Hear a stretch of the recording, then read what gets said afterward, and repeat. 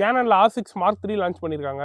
ஸ்பெக்ஸ்லாம் சும்மா தாறுமாறா இருக்கு. எனக்கு தெரிஞ்சு இந்த இயர் ரிலீஸ் ஆன கேமராலேயே பெஸ்ட் பிரைஸ் டு பர்ஃபார்மன்ஸ் ரேஷியோனா அது இந்த கேமரா தான் நினைக்கிறேன். வாங்க அந்த கேமரா பத்தி ஃபுல்லா பார்க்கலாம்.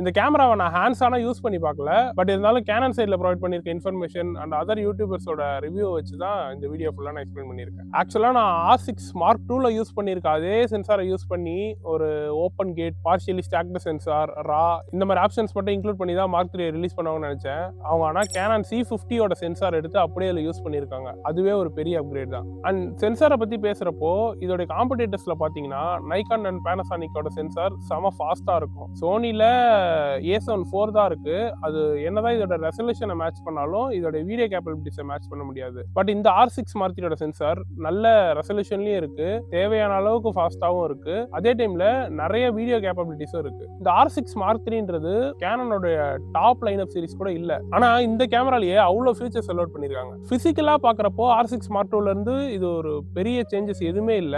பட் ஆனா ஆல்ரெடி இருக்கிற பட்டன்ஸ்க்கே சில செகண்டரி ஃபங்க்ஷன்ஸ் மட்டும் ஆட் பண்ணிருக்காங்க. லைக் ரேட் பட்டனை யூஸ் பண்ணி கலர் ப்ரொஃபைல் ஆக்சஸ் பண்ணிக்க முடியும். ஃபங்க்ஷன் பட்டனை யூஸ் பண்ணி இன்ஸ்டன்ட்டா போட்டோவை மொபைலுக்கு ஷேர் பண்ணிக்க முடியும். சோனில இருக்கும்ல அதே மாதிரி தான். அண்ட் ரெக்கார்டிங் பட்டனை யூஸ் பண்ணி பிளேபேக்ல இருக்கும்போது போட்டோ அண்ட் வீடியோக்கு ஈஸியா ஸ்விட்ச் பண்ணிக்கலாம். அண்ட் சோனில இருக்க SNQ மோட் மாதிரியே இதுல புதுசா SNFன்னு ஒரு மோட் ஆட் பண்ணிருக்காங்க. ப்ரோ அப்ப R5 Mark II வாங்குறதுக்கு பதிலா இந்த R6 Mark III வாங்கிடலாமா? அது ஒரு 8K சென்சார், இது ஒரு 7K சென்சார், அவ்வளவுதானே டிஃபரன்ஸ் அப்படின்னு கேட்டீங்கன்னா அங்கதான் ட்விஸ்டே. இதுல DigiX ப்ராசஸர் யூஸ் பண்ணிருக்காங்க. பட் Canon R5 Mark IIல இருக்க DigiX ஆக்சிலேட்டரை இதுல யூஸ் பண்ணல.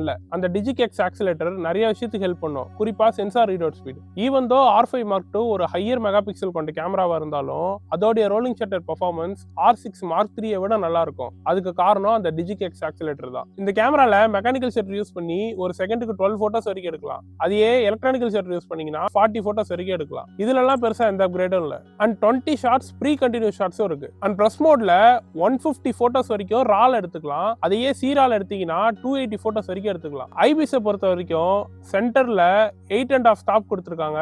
பட் இந்த கேனனோட ஐபிஎஸ்ல இந்த எட்ஜில் வாப்லிங் ஆகிற ஒரு இஷ்யூ இருக்கு. அண்ட் அது இந்த கேமரால எப்படி இருக்குன்றது இன்னும் ரிலீஸ் ஆகி நிறைய பேர் யூஸ் பண்ணி பாக்குறப்பதான் தெரியும். அண்ட் ஆட்டோ ஃபோக்கஸை பொறுத்த வரைக்கும் அவருடைய லேட்டஸ்ட் ஃபிளாக்ஷிப்ஸ்ல என்ன யூஸ் பண்ணிருக்காங்களோ அதே தான் இங்க யூஸ் பண்ணிருக்காங்க. கேனனோட ஆட்டோ ஃபோக்கஸை பத்தி நம்ம பெருசா எதுவும் தனியா பேச வேணாம். ஆட்டோ ஃபோக்கஸ் விஷயத்துல கண்டிப்பா எந்த ஒரு நெகட்டிவ்ஸுமே இருக்காது. அண்ட் அடுத்து ISO பர்ஃபார்மன்ஸ்.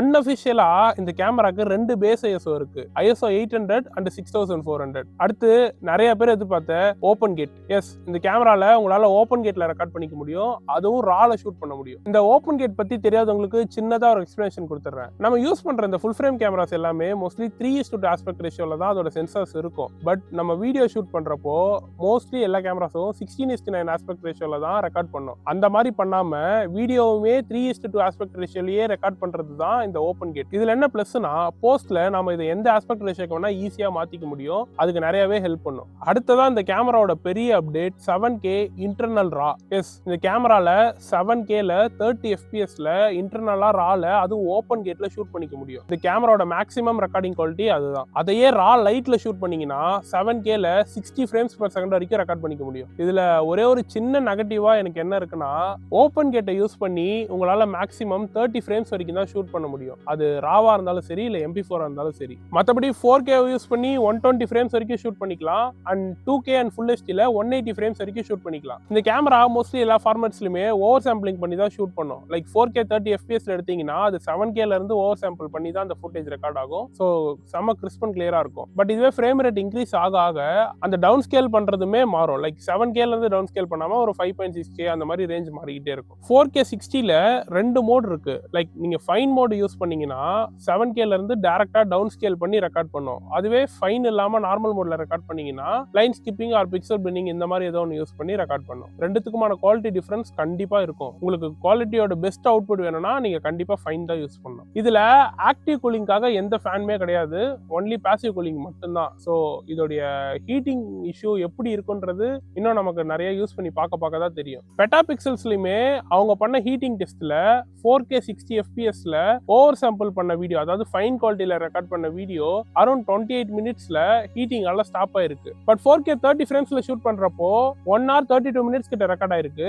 பட் அப்ப கூட ஹீட்டிங்ல ஸ்டாப் ஆகல, பேட்டரியால தான் ஸ்டாப் ஆயிருக்கு. அண்ட் வெஸ்டர்ன் யூடியூபர் ஆந்தனி கூட அவரோட சேனல்ல மென்ஷன் பண்ணியிருந்தாரு, இந்த கேமராவோட மேக்ஸிமம் குவாலிட்டியான 7K 30 FPS ரா ஓபன் கேட்ல ஷூட் பண்ணப்போ கூட அவருக்கு ஹீட்டிங்கால கேமரா ஸ்டாப் ஆகவே இல்ல, கார்டு ஃபுல்லாகி மட்டும் தான் கட் பண்ணியிருக்காரு. ஆக்சுவலா அந்த கார்டு ஃபுல்லாக அப்புறம் திரும்பவும் போட்டு ட்ரை பண்ணியிருக்காரு, அப்பயுமே பேட்டரி கால தான் கேமரா ஆஃப் ஆயிருக்கு. பட் ஆனா ஹீட்டிங்கால அந்த ஃபார்மேட்ல ஸ்டாப் ஆகல. மற்ற விஷயம் ஜென்ரலா பார்த்தோம்னா டியூவல் கார்டு ஸ்லாட்ஸ் இருக்கு. ஒரு கார்டு வந்து CF Express Type B, இன்னொரு slot UHS 2 SD card slot. அதே மாதிரி மைக்ரோ HDMI ல இருந்து ஃபுல் சைஸ் HDMI அப்கிரேட் பண்ணிருக்காங்க, அதுவுமே ஒரு நல்ல அப்கிரேட் தான். அண்ட் இதுல யூஸ் பண்ணிருக்க பேட்டரி LPE6P பேட்டரி. இது ஃபார்ம் ஃபேக்டர்ல அதே பழைய பேட்டரி மாதிரி இருந்தாலும் பட் இது வேற பேட்டரி தான். இன்கேஸ் நீங்க பழைய பேட்டரி யூஸ் பண்றீங்கன்னா சில ஃபங்க்ஷன்ஸ் அண்ட் ஆக்சசரிஸ் ஒர்க் ஆகாது. ஸோ ஃபைனலா ஒன் வேர்ட் ஆன்சர், இந்த கேமரா எப்படி இருக்கு? ஆக்சுவலா இந்த கேமரா செம்ம சூப்பரா இருக்கு. நான் ஃபர்ஸ்ட்லேயே சொன்ன மாதிரி இந்த இயர்ல ரிலீஸ் ஆன ஒன் ஆஃப் த பெஸ்ட் கேமராவா கண்டிப்பா இந்த கேமரா இருக்கும். எனக்கு தெரிஞ்சு இதுல இருக்கிற ஒரு பெரிய மைனஸ், இதுலன்னு இல்ல கேனனோட எல்லா கேமராஸ்லயும் இருக்க ஒரே minus third party lens support மட்டும்தான். ஒருவேளை கேனன் அவங்களோட கேமராஸ்க்கு தேர்ட் பார்ட்டி லென்ஸ் சப்போர்ட் கொடுத்தாங்கன்னா கண்டிப்பா நானே கூட ஸ்விட்ச் ஆயிருவேன். நெகட்டிவ்னு சொல்லணும்னா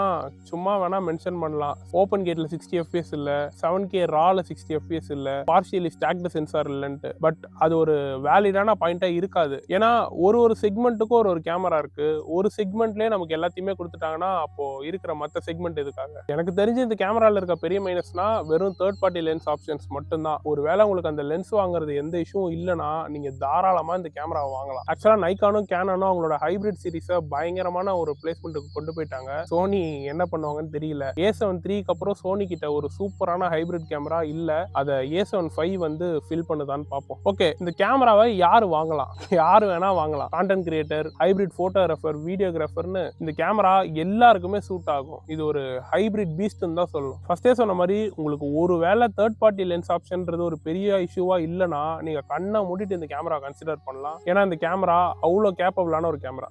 ஓகே ரெவன்ஸ், இந்த கேமரா பத்தி நீங்க என்ன நினைக்கிறீங்கன்றத கமெண்ட்ல சொல்லுங்க, டிஸ்கஸ் பண்ணலாம். அடுத்த ஒரு இன்ட்ரெஸ்டிங்கான வீடியோல மீட் பண்ணலாம். பாய்.